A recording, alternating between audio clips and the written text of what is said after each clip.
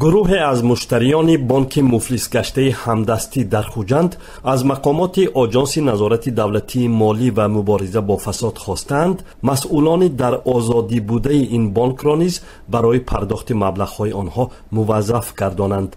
آنها میگویند حبس مدیر این بانک مشکلی برگردانیدن پول آنها را حل نکرد و مقامات مسئولان دیگری این بانک را نیز به جوابگری بکشند. زیر عریضه دست جمعی مشتریان بانک همدستی به عنوان رهبر آژانس نظارت دولتی مالی و مبارزه با فساد در ولایت سوغد که یک نسخه آن را در اختیار رادیوی آزادی نیز گذاشتند، مشتریان این بانک نوشته‌اند که در از خود کردن پول آنها تنها مدیر اجرایی بانک همدستی سوریا پاچاجانوی حالا زندانی گناهکار نیست، بلکه در کنار او روشن پاچاجانوف و میلیفشا پاچاجانوف مدیران سابق، داداجان صدیقوف مدیر شعبه قرضدهی و منظیفه مصابیرا و سرمحاسب بانک مذکور نیز دست دارند. مسئولان آژانس نظارت دولتی مالی و مبارزه با فساد در ولایت سوغد تصدیق کردند که از نام مشتریان بانک همدستی به آنها عریضه وارد شده است.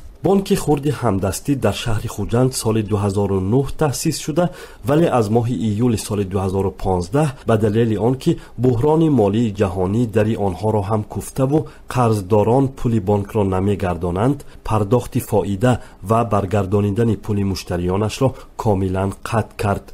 در اولهای سال گذشته 2016 بانک ملی همدستی را به سبب اجرا نکردن عهده‌داری‌هایش در نزد مشتریان برهم داد.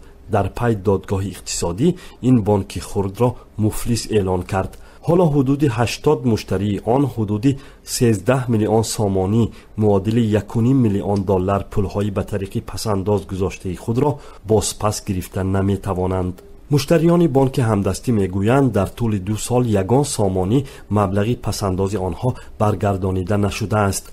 تنها بانک ملی به هر کدام آنها 14,000 سامانی بیمه پولی پرداخت کرده است، ولی با این حال مشتریان امید خود را از بازپس گرفتن پولهایشان نکندند و حالا از آژانس نظارت دولتی مالی و مبارزه با فساد یاری خواستند.